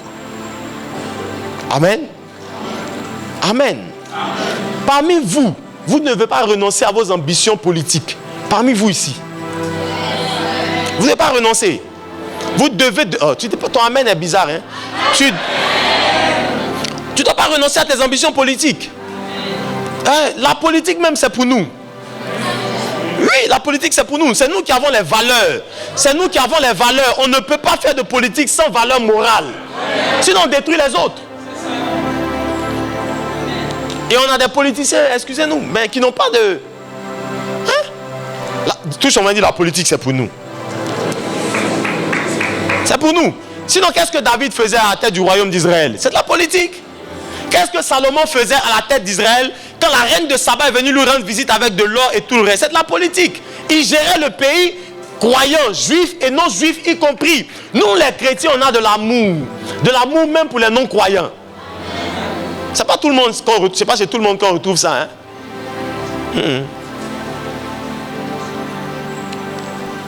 Nous, on a le Saint-Esprit. Nous, on a la crainte de Dieu. Donc, si tu deviens ministre, tu deviens maire, tu peux mettre fin à la corruption. Oui, c'est possible de mettre fin à la corruption. Les Africains n'y croient plus. Parce qu'on a tellement essayé les dirigeants qu'on n'y croit même plus. Regarde, on m'a dit, c'est possible de mettre fin à la corruption. C'est possible de mettre fin à la mauvaise gouvernance. C'est possible. Peut-être que ce sera difficile de faire tout ce qu'on a à faire, mais ce n'est pas impossible de faire mieux que ce qui se fait en ce moment. Et je crois que l'espoir de nos nations est en vous. Vous qui avez le Saint-Esprit, vous qui avez la foi, vous qui avez Jésus, vous qui avez... Oh, regarde ton voisin, dis-lui, frère, nos nations comptent sur nous. Et pourquoi j'insiste dessus? Parce qu'en fait, la corruption est un système de contrôle des richesses de nos nations. Le diable a pollué l'Afrique avec la corruption. La corruption fait qu'il y a suffisamment d'argent qui arrive de l'Europe ou de l'Occident dans un programme alimentaire pour nourrir une ville, mais la corruption fait que même pas un enfant dans la ville va manger ce qu'on a envoyé. La corruption fait qu'on fait des plans pour construire des écoles, pour que des gens sortent de comment dire, l'analphabétisme. Le français est compliqué. Mais une seule personne va prendre ça, aller construire sa maison sur une île.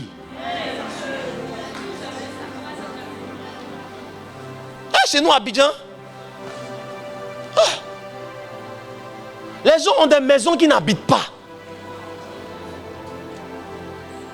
J'ai vu la maison d'un monsieur qui est... que Dieu me pardonne, c'est en direct. Dans une ville balnéaire quelque part, après Bassam et autres. Sa maison, tu as l'impression que c'est la ville même. On roule seulement, c'est sa clôture. On est dans la voiture. Il dit, frère, il n'y a pas une deuxième, c'est pas deux maisons collées. Il dit, non, allons. J'ai dit, c'est la maison d'une personne et qui habite dedans. On dit, souvent, peut-être une fois, chaque 2 mois, il peut passer ici, mais il y a les servantes qui sont dans la maison. Vous imaginez le budget que ça bouffe à l'État d'entretenir les maisons de quelqu'un dans laquelle il ne va même pas dormir. Le seul jour où il décide d'aller dormir là-bas, c'est avec sa maîtresse pour ne pas que sa femme le voie. Donc on paye pour l'impudicité de nos... frère. Les richesses qui sont destinées à faire éclater la gloire de Dieu dans nos nations, voilà à quoi ça sert. C'est pour ça que si vous ne vous levez pas pour détruire le système qui contrôle les richesses de ce pays, le diable va continuer à mettre la main sur cette nation.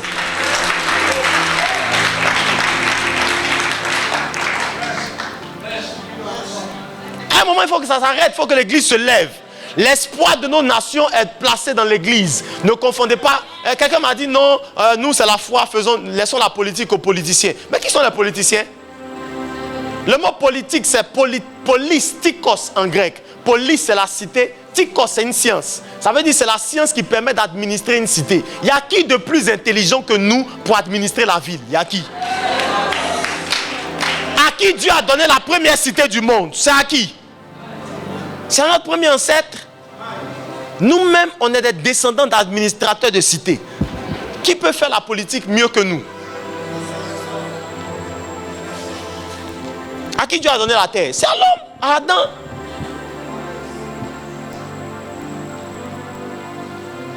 Il faut que l'église se réveille. Je crois que je parle à la bonne église.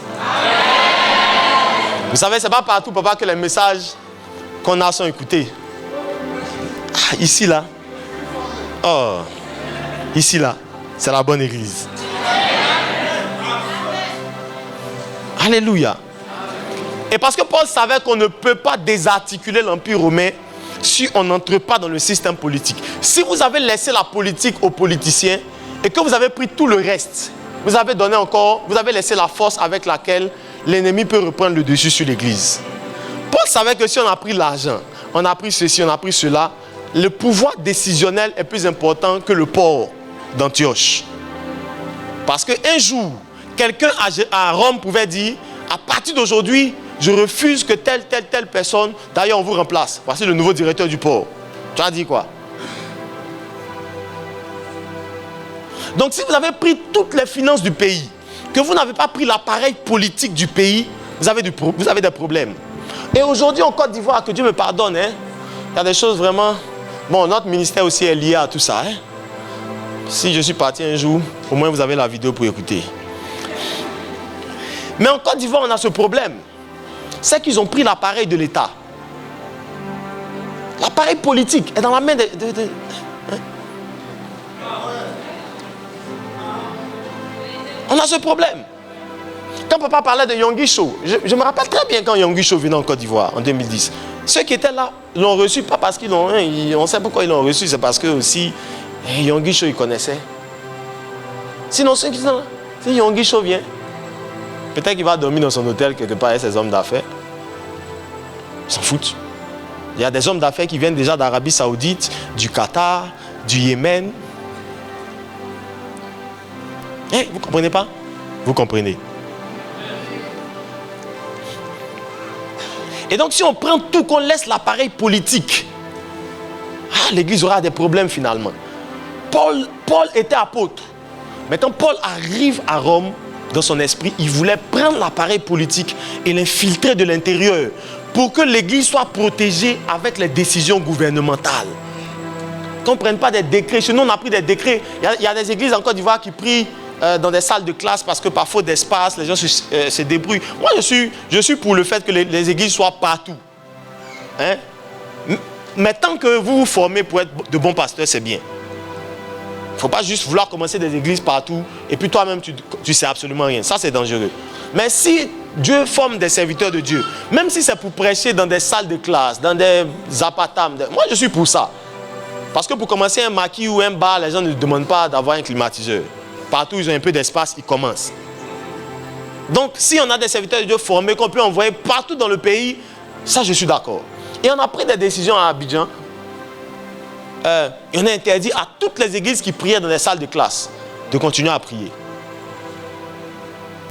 Donc, frère, si vous prenez une école, dans certains quartiers d'Abidjan, une école, les églises se débrouillaient à peut-être 20 dans une école. Certains même étaient dans la cour, et tout ça et tout ça. Et la cour de l'école est pleine d'églises. Les gens entendaient l'évangile. Quand on a donné la décision, il y a des églises qui jusqu'à aujourd'hui sont fermées parce qu'ils ne savent pas où prier. Une seule décision politique, ça peut arrêter un mandat qui est sur la vie d'un homme de Dieu. Amen. Vous regardez au moyen de lui, il ne faut pas négliger la politique. Les prochains candidats au municipal, travaillez pour ça. Donnez-vous des objectifs par rapport à ça. Dans 5 ans, dans 10 ans, il faut que ma cote de popularité, ma bonne réputation grandisse dans la ville, que je fasse des actions politiques pour que les gens m'aiment et me votent et jouent. On doit te voter. Demain, il faut que je vienne. Et puis on dit, bon, il y a le maire, il y a madame le député qui est là. Est-ce qu'elle peut se lever, s'il vous plaît? Alléluia, on bénit Dieu.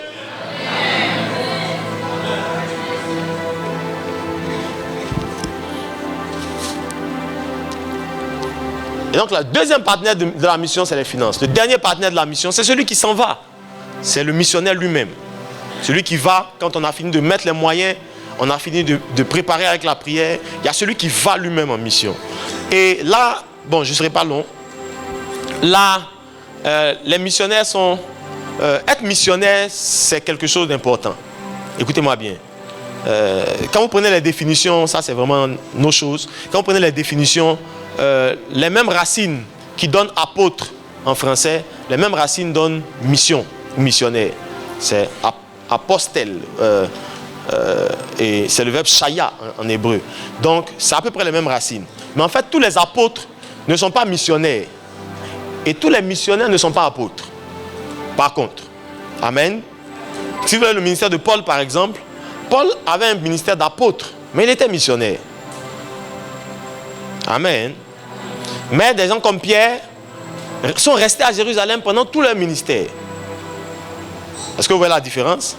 Donc le missionnaire, ce n'est pas celui qui nécessairement est apôtre de ministère, mais c'est celui qui a un fardeau pour aller. Dans le texte, j'ai mis une petite emphase sur le fait que le maître laisse les 99 pour aller. Donc c'est celui qui a le fardeau, premièrement pour aller. Deuxièmement, j'essaie de simplifier des choses qui sont compliquées. Deuxièmement, c'est celui qui a la capacité de s'adapter à là où il va. Tout à l'heure, on a dit que quand nos frères vont, tout ce que les gens mangent, ils mangent. Tout ce que les gens portent, ils portent. Là où les gens dorment, ils dorment. Hein? Ce que les gens parlent comme langue, ils parlent. Un missionnaire, c'est pour ça que Paul dit, je me suis fait faible avec les faibles, pauvre avec ceux qui sont pauvres, etc. Même comme étant sans loi, bien qu'ayant la loi. Amen. Ça veut dire que c'est la capacité qu'un homme a à s'adapter à une culture, à une situation, à une région, à un peuple, etc., etc. Et pour ça, il faut parfois un fardeau. Celui qui va en mission sans fardeau va souffrir. Celui qui va en mission avec un fardeau, il est heureux. Demandez-leur. Il y a des gens, si on vous prend, et puis vous allez manger ce qu'ils ont mangé là. Le lendemain matin, tu as une diarrhée.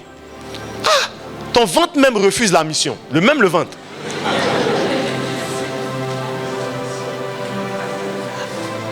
Demandez à papa, ce sont des missionnaires. Demandez ce qu'ils ont mangé dans leur vie. Il y a des choses immangeables. Tu mets sur ta bouche et puis tu bénis le Seigneur. Seigneur, aide-moi pour la suite de la digestion. La digestion est entre tes mains, Seigneur. Amen. Parce que c'est celui qui a la capacité d'intégrer sa vie, d'adapter sa vie aux réalités de la mission dans laquelle il s'en va. Et c'est pour ça que tout le monde ne va pas en mission. Ok? Il y en a qui vont rester ici, il y en a qui vont partir. Ceux qui ont un fardeau missionnaire vont partir en mission eux-mêmes. Hein? Certains peuvent être pasteurs avec un fardeau missionnaire. Tu peux être pasteur dans l'église, tu te sens un peu ennuyé. Toi, tu veux enseigner des gens qui ne sont pas allés à l'école. Tu veux apprendre, tu as une passion par exemple pour apprendre l'évangile à des gens qui n'ont pas fait l'école avec des images, avec des signes. Tu as une passion pour les enfants, orphelins, etc. Donc, tu peux avoir un ministère avec un fardeau missionnaire. Est-ce que vous êtes avec moi? Mais si tu sens le désir d'aller, frère, les temps sont urgents, joins-toi à eux. Il faut aller. Vous êtes là? Est-ce qu'on peut prier? Alors, qui a été béni ce matin? Certainement que tu es dans l'une des 3 catégories et que tu t'es retrouvé. Peu importe, si tu n'es jamais allé en mission, que tu ne peux pas aller, tu peux prier ce matin pour dire, Seigneur, je vais être un partenaire de la mission. On a une vision de 50 églises au minimum par an.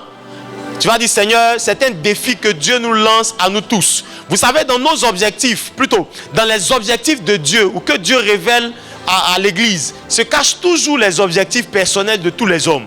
Ça veut dire que tout ce que tu veux là, Dieu l'a lié à un objectif. Parfois, quand on donne un objectif à l'église, tu as l'impression que toi, ce que tu attends pour 2020 n'est pas dedans. Mais quand tu vas t'engager dans la mission, tu vas voir que pendant que tu t'occupes des affaires de Dieu, Dieu va s'occuper de tes affaires. C'est pour ça que peu importe là où tu te trouves ce matin, tu vas dire, Seigneur, je veux être un missionnaire. Je veux me prendre ma place à l'une des 3 positions de partenaire dans la mission. Que ce soit pour donner des finances, pour soutenir logistiquement, que ce soit pour aider financièrement la mission, que ce soit pour prier pour la mission, pour ne pas manquer les heures de prière qui concernent la mission, pour moi-même intégrer à mon calendrier de prière la prière pour les missionnaires, pour les chants missionnaires. Je veux moi-même me désigner pour aller en mission en tant que missionnaire. Élève la voix. Dis, Seigneur, je veux être un partenaire à la vision que tu as relâchée sur l'église. Est-ce que tu peux prier, s'il te plaît? Est-ce que je peux entendre ta voix? Est-ce que l'église peut prier? Est-ce que nous pouvons demander à Dieu de nous positionner en tant que partenaire de la mission? Malebradi kapava, liskapaliande, lebroso bradi kapa. Les jours sont urgents, les temps sont mauvais. Disons à Dieu, Seigneur, nous voulons être enrôlés pour aller en mission, à une position comme à une autre. Mais choisis-nous ce matin. Les bradi kapava, les broso bradi kande, lishta palavalia. In the name of Jesus. Est-ce que tu peux prier? Je ne t'entends pas. Tu ne déranges personne. Est-ce que tu peux saturer la salle par la prière? Shabababa radababa. La bradi baba osha. Le broso bradi kapavaliande. Lish patalaliande. Le broso bradi kapavalia. In the name of Jesus. Père, suscite une église avec un fardeau de plus en plus pesant pour la mission. Shababaradabasa. Bradi kapalavali ande. Libroso bradi kapava. In the name of Jesus. Shabaradadia. Lebradi kapavalia. Et lebrosko pavaliande. Au nom de Jésus. Au nom de Jésus. Aide-nous à être des partenaires pour la mission. Des partenaires pour la mission. Au nom de Jésus de Nazareth. Les kapalala dabasha. Bradi kapavala dabasha. Nous allons prier le Seigneur encore. Nous allons prier encore. Parce que vous voyez, l'une des choses que j'ai remarqué, c'est très bien. Et on bénit Dieu pour tous les pays qui ont une forte présence missionnaire dans nos pays africains. Et je crois que c'est le moment où il faut que les Africains, eux aussi, prennent leur champ de mission en main.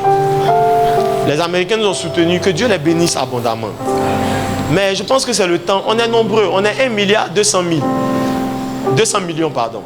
On peut trouver dans cette population suffisamment de missionnaires pour nos terres. Alléluia. En plus de ce qu'ils ont déjà fait, il faut que Dieu nous réveille nous-mêmes.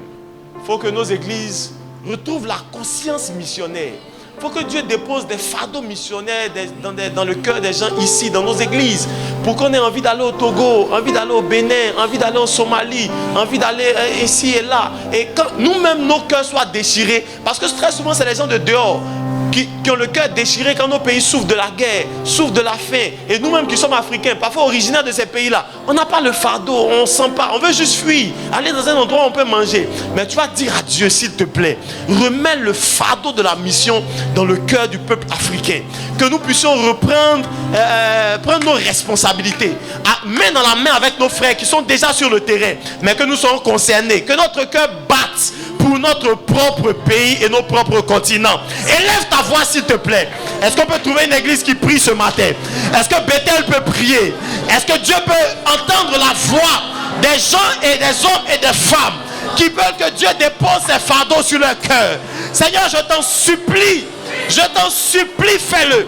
Les bradi kapava, les broso bradi kande, lishta paladiamba, les bababa rada bababasha, qui brosco paliada, les joubraguettes et les bradiso. Remets ces fardeaux dans nos cœurs.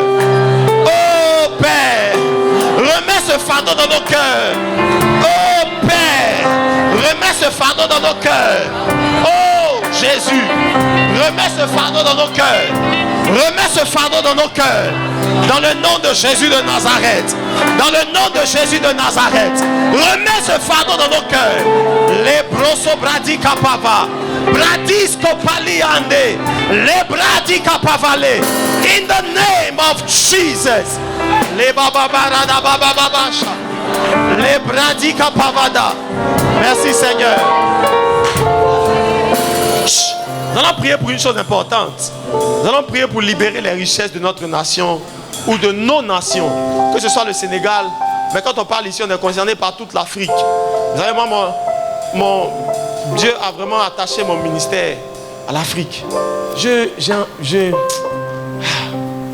trouve même pas les mots pour expliquer. Et nous allons prier que la main de l'ennemi qui contrôle les richesses dans nos nations soit ôtée. Que Dieu libère les richesses de nos nations et qu'elles servent à leur vrai objectif. Qu'elles servent à emmener Christ au plus profond de nos villages et de nos contrées. Est-ce que tu peux élever la voix s'il te plaît? Que l'ennemi lâche les richesses de ce continent. Élève ta voix s'il te plaît. Élève ta voix s'il te plaît. Élève ta voix s'il te plaît. Élève ta voix s'il te plaît. Les bradi kapava. Brasco pava. Les bras de Mosha. Lyria. Lâche les richesses de ce continent. Lâche les richesses de ce continent. Lâche les richesses de ce continent. Les broso bradi pova. Libère les richesses de ce continent. In the name of Jesus. Dans le nom de Jésus. Dans le nom de Jésus. Dans le nom de Jésus. Libère la prospérité. Libère l'abondance. Libère de kababa. Libroso brande. Shikapata la bava. In the name of Jesus. In the name of Jesus. Malabraduka. Lebroso brande. Lâche. Libère le Sénégal. Libère le Mozambique. Libère l'Afrique du Sud. Libère la Côte d'Ivoire. Libère le Togo. Libère le Bénin. Libère le Gabon. Libère la Centrafrique. Libère. Au nom nom de Jésus. Au nom de Jésus. Au nom de Jésus. Les bras di kapavala. Et baba baba shanda. Libras qui pavaliande. Nous allons prier pour deux dernières choses. Nous allons prier, nous allons défaire les systèmes par lesquels l'ennemi contrôle ses richesses. Que ce soit la corruption, que ce soit la mauvaise gouvernance, que ce soit peu importe ce que c'est. Tu vas déclarer que ces choses se sont arrêtées ailleurs. Ces choses ont considérablement diminué ailleurs, dans certains pays. Ça peut se faire dans notre continent. Tu vas élever la voix avec la foi. Celui qui croit qu'une chose arrive quand il prie, il le voit s'accomplir. Est-ce qu'on peut prier par la foi ce matin? Demander à Dieu d'arrêter le système de corruption dans nos nations. Plus jamais on ne sera cité comme les pays les plus corrompus au monde. Nous refusons ces choses. Élève la voix s'il te plaît.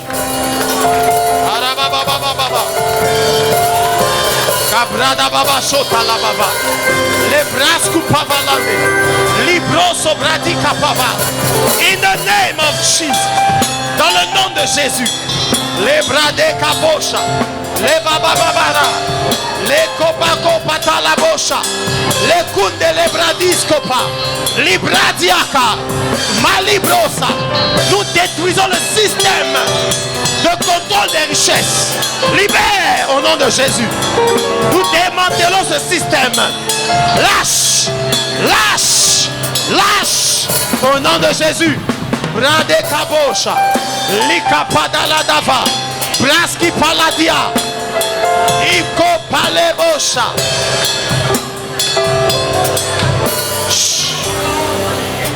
Pendant que nous prions pour que ce système soit défait, quand l'ennemi va lâcher les systèmes des nations, il va également lâcher la destinée des enfants de Dieu. Vous savez, il y a tellement de gens qui auraient dû, mais qui ne sont jamais devenus, parce que l'ennemi a mis la main sur les richesses de leur pays. Certains d'entre vous peut-être auraient dû être très élevés dans leur pays, mais la guerre a éclaté. En Côte d'Ivoire, la guerre a éclaté il n'y a pas longtemps. Dieu nous a fait grâce. Mais dans plusieurs pays d'Afrique, la guerre éclate et des destinées sont remises en cause. Des gens sont obligés de fuir. Des gens sont obligés de sauver leur vie et d'oublier l'appel. Quand tu es en situation de survie, tu oublies l'appel et la destinée qui est sur ta vie. Tu veux juste rester en vie, avoir le souffle, manger, dormir quelque part à l'abri. Tu oublies que Dieu a des desseins pour ta vie. Et l'ennemi nous a trop fait souffrir. L'ennemi nous a trop embrigadés à cause de la guerre, des difficultés, de la pauvreté. Il y a tellement de destinées qui ont été arrêtées à cause des souffrances de l'Afrique. Tu vas prier ce matin. Tu vas déclarer que toi, tu ne sais pas pour les autres, mais toi, tu n'avorteras pas ta destinée. Là où tu dois arriver, tu y arriveras. Là où tu dois être un instrument pour le royaume de Dieu, Dieu va t'y positionner. Est-ce que tu peux élever la voix? Prie avec moi s'il te plaît. L'ennemi pensait qu'il t'avait eu.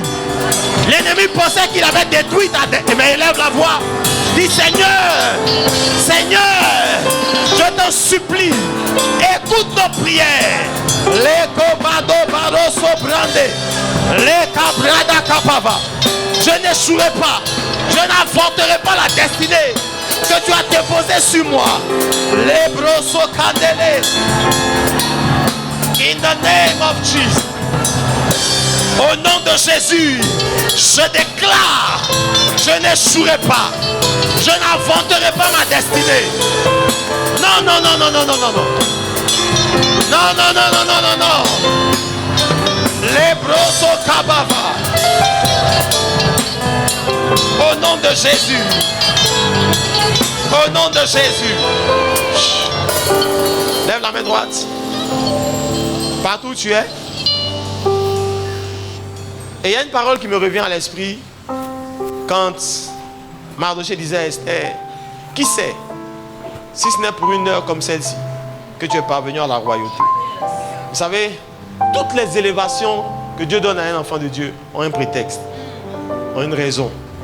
Dieu ne met jamais quelqu'un directeur d'une entreprise, président de la République, ministre dans un gouvernement, chef d'une société, etc. pour rien.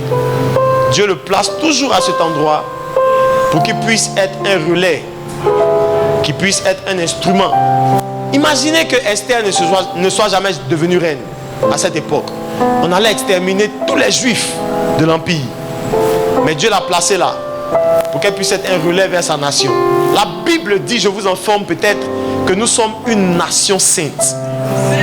Et si Dieu te place quelque part, avant que ce soit pour ton pays le Congo, pour ton pays la Côte d'Ivoire, pour ton pays le Sénégal, c'est d'abord pour ta nation, le royaume de Dieu. Quand Dieu te place quelque part, peu importe ta nationalité, c'est pour les intérêts du royaume. Tu vas demander à Dieu pendant que la main est levée. Et je vais prier avec toi. Que Dieu t'élève, mais qu'il t'élève avec un but. Que Dieu t'élève à une position où tu seras un instrument stratégique pour la mission. Que Dieu fasse en sorte que par tes mains transite de l'argent pour l'église. Que dans tes mains transite des relations bénéfiques à l'église. Que dans tes mains transite des terres, des richesses, des biens utiles à l'église. Mais je prie surtout, pendant que ta main droite est levée, je prie pour ton cœur. Qu'au jour où Dieu va emmener cette élévation, que ton cœur reste droit. Que tu continues à faire ce pourquoi Dieu t'a placé à cette place. Que Dieu te garde droit au jour de l'élévation. Que Dieu te garde droit au jour de l'élévation. L'église n'a pas besoin seulement de gens élevés. L'église a aussi besoin de gens élevés, mais qui ont conscience de la responsabilité que ça représente d'être élevé à un poste. Tu vas dire, Seigneur, répète avec moi, Seigneur, fais-moi confiance. Fais-moi confiance. Élève-moi. Mets-moi une position où le royaume de Dieu pourra être bénéfique. Mets-moi une position où la mission pourra être financée. Mets-moi une position où je pourrai influencer ce pays pour que l'église prenne des territoires. Seigneur, je t'en supplie, garde mon cœur au milieu de l'élévation. Garde mon cœur dans l'humilité. Garde mon cœur dans la droiture. Garde mon cœur dans la justice. Et pour que tu puisses me faire confiance. Aussi haut que tu m'enverras, laisse-moi être le plus bas possible. Je t'en supplie. Je vais prier pour vous, Seigneur. Merci pour ta grâce. Merci pour ce merveilleux culte. Merci pour ta parole. Merci pour cette merveilleuse église. Merci pour son leadership. Merci parce que aujourd'hui n'est pas un jour comme les autres. Aujourd'hui est le commencement d'une nouvelle saison. Et cette église va aller à une vitesse à laquelle elle n'est jamais allée avant. Que la main de Dieu fasse des exploits avec cette église. Que les endroits les plus reculés de ce pays soient atteints. Que Dieu suscite des vocations. Que Dieu suscite des appels. Que Dieu dépose des fardeaux. En ce moment où nous sommes en train de prier, que Dieu dépose des fardeaux dans les cœurs. Des fardeaux pour des villes à l'intérieur reculées. Des fardeaux pour des femmes veuves. Des fardeaux pour les orphelins. Que Dieu dépose des fardeaux. Les bras dit Kapavaladaha. Fais les choses que nous n'avons pas pu faire pendant que nous étions en train de parler. Dis les choses que je n'ai pas pu dire. Parle à nos cœurs encore. Encore. Laisse ta voix dans nos cœurs retentir et résonner. Et que ta parole produise du fruit. Au nom de Jésus, jouez les mains, acclame le Seigneur très fort.